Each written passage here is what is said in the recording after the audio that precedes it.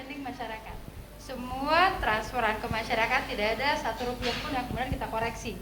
Jadi kita punya ada sekitar 1,1 juta orang di Jakarta ini yang kemudian setiap bulannya mendapat langsung dari bantuan dari kita. Contohnya kartu Jakarta Pintar, ada kartu Lansia Jakarta, terus juga ada insentif. Itu enggak dikurangi, Bu? Sama sekali enggak. Jadi bantuan terhadap 1,1 juta orang yang selama ini yang dalam bentuk berbagai transfer tadi, ya KJP, kartu Lansia Jakarta, disabilitas dan lain-lain. Semuanya tetap berjalan. Tetap berjalan. Dananya sebagian diambil dari TKD ibu-ibu ini semua nih. Jadi bantuan terhadap 1,1 juta orang yang selama ini yang dalam bentuk berbagai transfer tadi, ya KJP, kartu Lansia Jakarta, disabilitas dan lain-lain. Semuanya tetap berjalan. Tetap berjalan. Dananya sebagian diambil dari TKD ibu-ibu ini semua nih.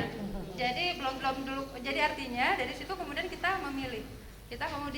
Oke, kita memang sudah mendapat MOP yang lebih baik dibanding masyarakat, sehingga kemudian saat itu kita memilih kita mendapatkan hanya 50% di tahun 2020, yang 25%-nya dibayarkan di 2021. Jadi kita kurangi dan kemudian itu untuk memenuhi beberapa kebutuhan yang salah satunya kesehatan dan juga bantuan sosial dalam bentuk sembako tadi, Pak. Ya. Karena tadi saya ingat banget tuh waktu itu satu rapat malam-malam ya kita ya. Terus saat itu kita udah nggak tahu deh hari itu gimana karena rapat dengan rapat terus-menerus. Ya duduk di sini Pak, nggak ada istilah WFH kalau Bapak tanya, nggak ada ya. Teman-teman ngopi bareng, sebelum saya lanjutkan, jadi ini harus saya pertegas, harus saya perjelas bahwa bantuan kepada masyarakat DKI bukan saja dipotong, bukan hanya disunat, bukan saja tidak dikorupsi seperti dana bansos yang sekian triliun itu, tetapi bahkan TKD mereka diberikan untuk masyarakat itulah. Jadi itulah yang DKI kerjakan kepada masyarakat yang katanya pada saat itu, dan kebetulan saya juga diundang di TV One, bahwa bansos DKI bermasalah, yang itu sempat menjadi trending topik, ramai di media sosial, ramai dibicarakan di mana-mana, dan orang-orang ini mereka lebih memilih berkorban untuk masyarakat ketimbang menguntungkan diri sendiri, yang sebenarnya kalau itu mau dimainkan kan tetap saja bisa. Tetapi inilah mereka para pejuang Jakarta berada di garda terdepan, berjuang untuk masyarakat, bukan hanya tenaga, pikiran dan lain-lain, bahkan TKD-nya sendiri mereka potong untuk agar masyarakat terbantu, tetap bantuannya tetap berjalan lancar, begitu Bu ya.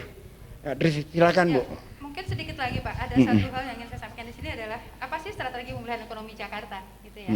Kita punya namanya satu paket strategi pemulihan ekonomi Jakarta, yaitu pemulihan ekonomi untuk semua atau universal economic recovery, gitu ya.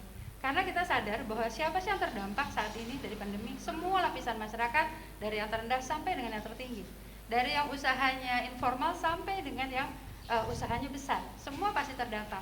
Sehingga kita sudah membuat paket-paket untuk masing-masing. Intervensinya dalam bentuk fiskal dan non-fiskal. Apa yang sedang kita lakukan? Yang pertama adalah kita menyelamatkan masyarakat rentan dulu melalui social safety net. Ya tadi kita memberikan jaring social safety net itu jaring pengaman sosial yang ya.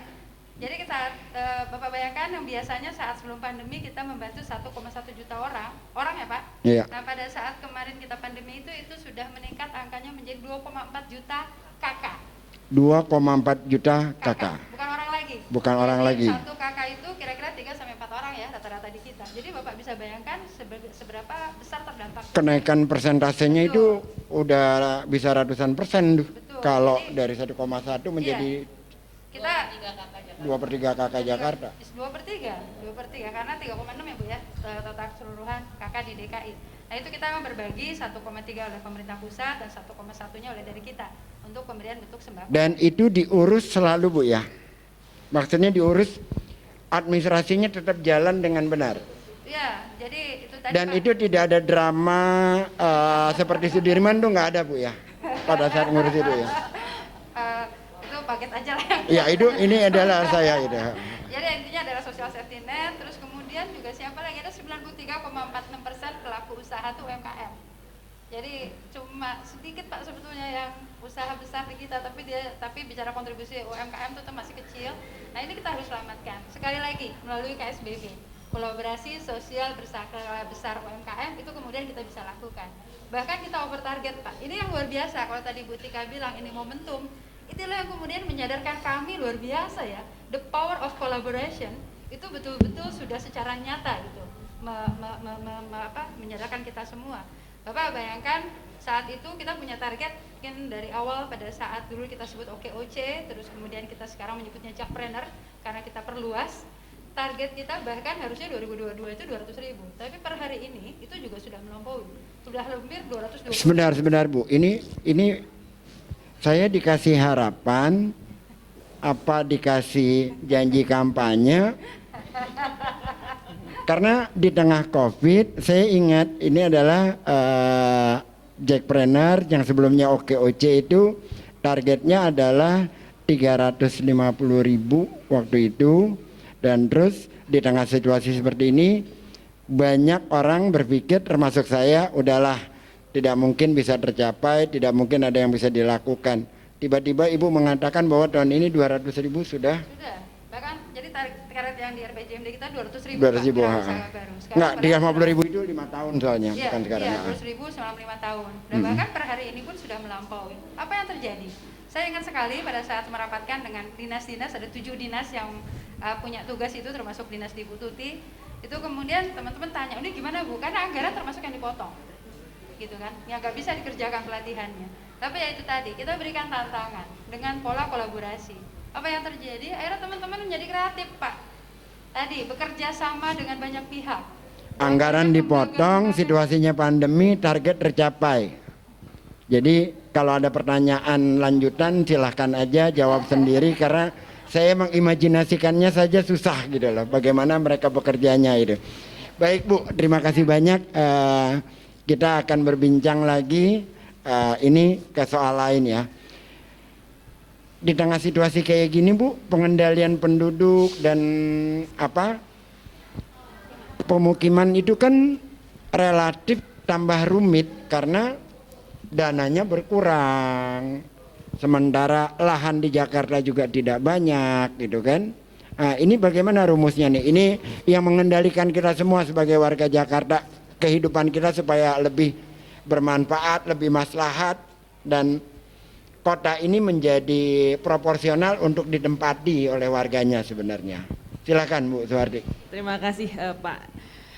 Luas kota Jakarta tidak berubah, tetapi penduduknya tetap bertambah. Bagaimanapun juga memang Jakarta ini barat madu yang dicari oleh kupu-kupu gitu Pak ya, dan itu hak semua orang untuk boleh tinggal di Jakarta, karena tidak ada hak orang yang masuk Jakarta sebelumnya mempunyai kuasa untuk menolak orang lain untuk masuk. Jadi Jakarta. tidak ada lagi rahasia setiap habis Lebaran masuk Jakarta, nggak ada lagi rahasia ya. Lagi rahasia, dan ini tentunya tantangan tersendiri untuk Kota Jakarta untuk memastikan bahwa hunian di Jakarta juga semakin membaik. Program-program untuk pemukiman tambah banyak Pak, dan ini juga kita lakukan secara kolaborasi dengan masyarakat, membangun Jakarta dengan cara lebih humanis Pak. Jadi ini yang kita kerjakan, banyak contoh sekarang yang sudah kita dilakukan untuk penanganan RW-RW kumuh, termasuk seperti kampung akuarium sekarang sedang dibangun Pak, itu juga salah satu yang menggunakan pola kolaborasi. Dan masyarakatnya juga kita tahu sendiri, kita bangun solidaritas sosialnya, rasa demokrasinya. Pak Ageh juga pasti juga mengikuti kan, bahwa kemarin saya memperdalam sedikit sebelum Ibu lebih jauh. Biasanya itu pemerintah itu ambil keputusan di atas, kerjakan, masyarakat terima jadi. Tiba-tiba ada namanya kampung akuarium, ada pemerintah, ada lembaga pemberdayaan masyarakat, ada masyarakat sendiri, yang tiga-tiganya diajak bicara. Itu nggak capek Bu ngurusnya kayak gitu Bu? Capeknya tentu lebih capek Pak, tetapi bahwa itu menjadi lebih bisa diterima oleh semua pihak. Karena bagaimanapun juga si warga juga punya hak suara, tahu apa yang mereka butuhkan. Emang kita tahu tuh kebutuhan masyarakat secara detail. Jangan-jangan nanti salah kalau kita yang sendiri yang menentukan. Jadi sama yang disampaikan oleh Bu Sri tadi, yang namanya paradigma City 4.0, rakyat tidak hanya sebatas menerima kegiatan, tidak hanya menjadi sekedar penduduk saja, tetapi menjadi bekerja bersama dari. Saya menyederhanakan saja ungkapannya Bu, karena saya biasa lugas. Pemerintah itu dikasih kuping untuk dengar gitu ya. Jadi bukan hanya bisa memerintah doang gitu, kira-kira gitulah ya. Sekarang tidak cukup lagi Pak, apalagi dengan warga Jakarta, kan warga Jakarta tuh kritis-kritis Mas sekarang, lebih gitu. kritis lagi. Jadi, nggak dilaporin Bu? Alhamdulillah berjalan Pak, dan ini yang kita lakukan ke semua. Jadi tadi Bu Sri mengatakan terkait dengan JDCN Pak, kebetulan saya ketua hariannya Jakarta Development Collaboration Network yang kita bangun awal tahun kemarin. Pada saat kita bangun, kita fokusnya ke urban regeneration. Urban regeneration, mau membahas terkait dengan masalah-masalah kota, ya transportasi, ya perubahan iklim dan sebagainya. Tetapi baru 1 bulan lebih memulai COVID menghantam. Yang kami lakukan adalah melakukan refocusing, menjadikan momentum COVID itu untuk meningkatkan solidaritas sosial. Satu sisi PSBB, pengetatan sosial berskala besar, satu sisi lagi kolaborasi sosial berskala besar. Jadi pasti ada masyarakat yang membutuhkan sesuatu, kita siapkan platformnya. Jadi contohnya Pak, awal puasa Bu ya, kita mulai yang KSBB pangan. Kita dapat lebih dari 650.000 paket sembako dari warga untuk warga. Tidak melalui kami, tidak kami yang membagikan. 650.000 paket dari warga untuk warga.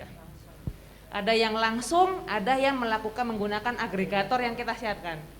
Jadi misalnya Human Initiative, Basnas, ACT. Kalau yang memberikan bantuan kecil-kecil kan tidak full tuh Pak 1 RW. Betul. Jadi mereka yang mengagregasi. Kita siapkan platformnya, RW di 1 di kelurahan B yang miskin sekian. Maka mereka akan memilih, saya akan memilih bantuan di sini. Ketika itu sudah penuh, kami tutup supaya menghindari duplikasi. Itu yang kami lakukan, tetapi semua kita pastikan bantuan itu disalurkan secara baik, akuntabel. Termasuk yang bantuan untuk peralatan kesehatan itu banyak sekali Pak. Bantuan untuk kesehatan itu? Iya, banyak sekali. APD yang waktu itu susahnya setengah mati itu banyak sekali bantuan. Hand sanitizer yang waktu itu di toko habis di mana-mana, dibantu banyak. Disinfektan luar biasa. UMKM akhirnya kita punya pelatihan yang banyak dari hasil kolaborasi. Gawai. Dan sekarang kita sedang kita siapkan untuk pemukiman. Jadi untuk pemukiman. Kolaborasi untuk penanganan pemukiman, dan satu lagi juga untuk penanganan sampah juga sedang dalam proses. Rencananya minggu ketiga Februari kita sudah launching yang 2 itu. Jadi kita lakukan apa saja Pak demi Jakarta. Teman-teman ngopi bareng, kalau saya agak lama menjedaknya karena saya pun tercengang-cengang dengan apa yang dibicarakan tadi. Sungguh luar biasa. Inti dari seluruhnya itu adalah dikatakan oleh Bu Sri maupun dengan Bu Fardi bahwa adalah kolaborasi. Kalau di dalam Islam, makanya sholat berjamaah itu pahalanya 27 kali dari sholat sendiri. Berjamaah itu kan berkolaborasi, bersama-sama, gitu kan ya. Baik Ibu, luar biasa sekali keterangannya, menarik, dan tentu saja dalam pandemi ini tidak mungkin tidak berefek secara negatif, dan efek negatifnya seringkali yang paling kena adalah perempuan. Karena perempuan itu, saya nggak percaya lagi dengan kalimat perempuan itu lemah kalau melihat yang ada di sini seperti ini gitu lah. Jangan-jangan itu hanya untuk menipu kita aja kaum lelaki, seolah-olah gitu ya. Tapi ternyata pejuang semua. Tetapi dalam konteks yang beda adalah konteks mikro, rumah tangga dan sebagainya. Tentu saja perempuan menjadi tiang penyangga utama, tetapi juga menjadi korban dari kekerasan dan sebagainya. Apa yang dilakukan Bu Tuti yang selama ini berada di garda terdepan dalam konteks itu menjaga keluarga dari kondisi pandemi yang seperti sekarang ini Bu? Ya memang betul ya, Pak Ges, sebelumnya juga kepada seluruh pemirsanya Pak Ges ini, ujung-ujung akhirnya apa tadi yang kita hadapi bersama ini, pandemi, ujung-ujung akhirnya kan kepada keluarga, dan di pihak keluarga itu sendiri yang paling prone, rentan terhadap impact dari ketidaksiapan sebuah keluarga menghadapi ini semua, itu biasanya perempuan dan anak. Jadi sekarang ini kan dengan kondisi sekolah di rumah, bekerja pun banyak di rumah, lalu kemudian aktivitas-aktivitas ekonomi juga di rumah karena di tempat pekerjaan banyak yang tutup, juga banyak yang mengalami pemutusan hubungan kerja. Mereka semua sekarang berkumpul di rumah. Dan ketika berkumpul di rumah, banyak sekali porsi-porsi yang harus diambil pekerjaan itu, mohon maaf ya, ini hasil dialog kami itu oleh perempuan Pak Des. Jadi artinya ketika berkumpul di rumah, pekerjaan seorang ibu itu bertambah. Dia otomatis harus bisa menjadi seorang guru bagi anak-anaknya yang sedang sekolah di rumah. Dia juga harus bisa menopang kehidupan rumah tangganya akibat aktivitas ekonominya ini terganggu. Kalau yang bekerja hanya suami, kemudian suami mengalami gangguan terhadap aktivitasnya. Nah, yang kami lakukan adalah mengantisipasi adanya ketidaksiapan sebuah keluarga, baik dari segi pandeminya itu sendiri, di mana klaster keluarga ini sekarang mendominasi. Berapa persen Bu? 60 ya? 60% itu sekarang ini adalah klaster keluarga. Penularan itu dari segi pandemi pun di klaster keluarga Pak. Kemudian dari segi tindak kekerasan yang seringkali terjadi, namun ketidakberdayaan mereka untuk mobilitas keluar, maka mereka juga terpaksa untuk tidak terlaporkan oleh mereka sendiri. Ini yang kita sangat cukup prihatin. Jadi sepertinya burden itu terhadap perempuan ini dengan adanya pandemi ini luar biasa, semakin meningkat. Pemprov hadir bersama-sama dengan berbagai mitra kerjanya di tengah-tengah kondisi Pemprov sendiri pun harus mengedepankan penanganan COVID itu sendiri, baik dengan bentuk bansos maupun dengan bentuk-bentuk lainnya.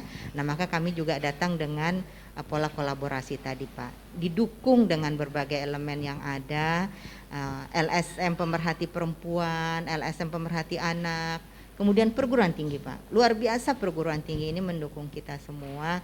Kita hadir menyapa seluruh hampir seluruh keluarga-keluarga yang ada di Jakarta ini.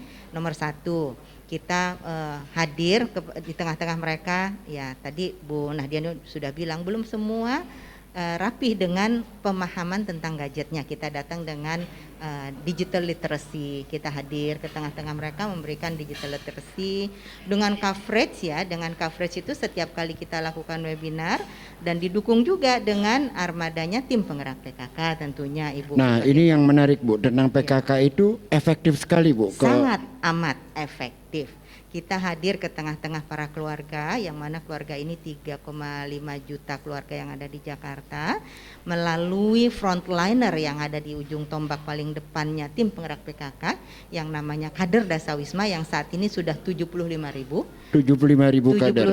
kader itu dengan sudah digitally, database-nya itu sudah kita digitalkan. Dan mereka bisa kita telusuri ada di mana pergerakannya dan segala macamnya. Kita hadir Pak di tengah-tengah para keluarga ini. Kita kalau melakukan pertemuan ya dengan para keluarga ini sampai ngitung pagi ini mereka masih berbagi ini gadget dengan anaknya yang sekolah. Kita punya kan data by name, by address, by problemnya melalui Carik Jakarta yang dikumpulkan oleh Dasawisma tim penggerak PKK ini. Kita bisa identifikasi juga keluarga mana saja kira-kira yang punya anak usia sekolah. Itu di situ ada. Nah maka kalau kita ingin menyapa mereka, kita jamnya nih atur nih Pak, sampai atur jam. Oh pagi gini dia masih berbagi gadget sama anaknya nih. Nanti jam-jam 2 kita baru hadir ke tengah-tengah mereka gitu. Kita sampai berhitung seperti dengan itu. Digital yang sudah menjangkau semua semacam itu, artinya bahwa pengaduannya menjadi cepat, lantas responnya juga jadi cepat, terketahui. Ya. Itu ada terlihat persentase pengurangan dari masalah kekerasan yang terjadi Bu. Justru kalau kalau pengurangan tindak kekerasan ini kan bisa dihitungnya dengan cara kita survei ya Pak ya, dengan Iya. cara kita seperti yang dilakukan oleh Dinas Kesehatan, kan mereka punya prevalence rate. Nah, kita kan belum melakukan prevalence rate itu secara rutin. Yang ada ini kan mereka yang datang secara aktif melapor kepada kita, itu yang kita bisa lihat. Justru di tengah pandemi ini kami mengencourage mereka, jika terjadi tindak kekerasan jangan segan untuk terus, ayo berani bicara, untuk terus lapor kepada kita agar cepat tertangani. Yang jelas response time kita, begitu laporan ada saat itu juga Pak, mau tengah malam, response time kita mau tengah malam, mau subuh, mau apa, kita punya layanan 24 jam. Jadi di samping kita hadir untuk digital literasi tadi, juga kita datang hadir di tengah-tengah keluarga itu dengan counseling. Konseling pencegahan tindak kekerasan terhadap perempuan dan anak. Konseling ini sekarang ini kita dibantu juga nih dengan perguruan tinggi. Jadi fakultas psikologi perguruan tinggi itu sudah terus Ikut serta berkolaborasi sekarang juga ini, dengan ya, perguruan tinggi. akan semakin besar kolaborasi kita. Bahkan insya Allah besok ini juga Universitas Indonesia dengan Fakultas Psikologinya akan membantu penuh kita dengan pola kolaborasi. Bahkan juga badan-badan internasional itu menaruh perhatian yang sangat luas dengan upaya-upaya kita untuk hadir ke tengah-tengah keluarga ini dengan pola kolaborasi. Jadi Teman-teman ngopi bareng, bisa dibayangkan problem yang dihadapi Jakarta. Yang satu mengendalikan ekonomi, mengendalikan pendidikan, kesehatan, lantas membuat sarana wifi-nya, lantas membuat kebijakan-kebijakan untuk pemukiman, yang ini menjadi penyangga, penahan agar efek pandemi ini tidak terlalu jauh kepada efek kemanusiaan. Kira-kira semacam itu, dan program pemberdayaan perempuan tetap berlangsung Bu ya. terus Pak. Juga bahkan sudah disertai dengan sistem digitalisasi. Yang menarik Bu ya, ini sebenarnya bukan di bidang Ibu karena ini tugas Damkar. Cuma buat saya menarik saja membaca posting-posting mereka. Kemarin petugas Damkar menyelamatkan ular sanca di Kemayoran. Sebelumnya lagi menyelamatkan seekor kucing di bawah jembatan. Sebelumnya lagi menyelamatkan seekor kambing yang masuk ke dalam gorong-gorong. Selama ini saya melihat semacam itu terus terang saja hanya di film 911 atau cerita-cerita di luar negeri, di Eropa, di Amerika. Tapi ini sekarang terjadi di Jakarta. Saya mengatakan bahwa kota ini semakin beradab.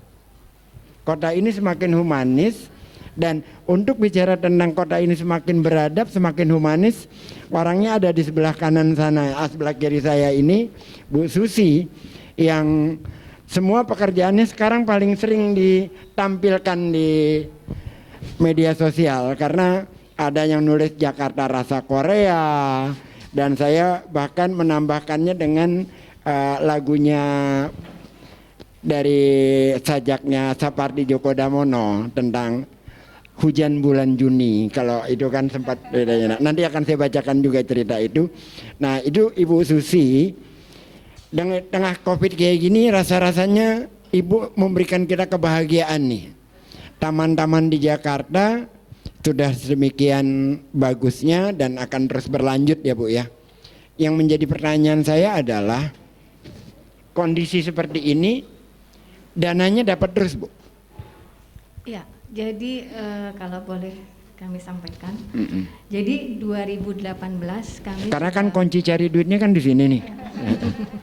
jadi mungkin ketika COVID saja di tahun 2020 kami refocusing anggaran. Jadi untuk pembangunan taman-taman itu kami tunda. Namun kami tetap mengupayakan kami melakukan pembuatan taman tanpa APBD. Yaitu kita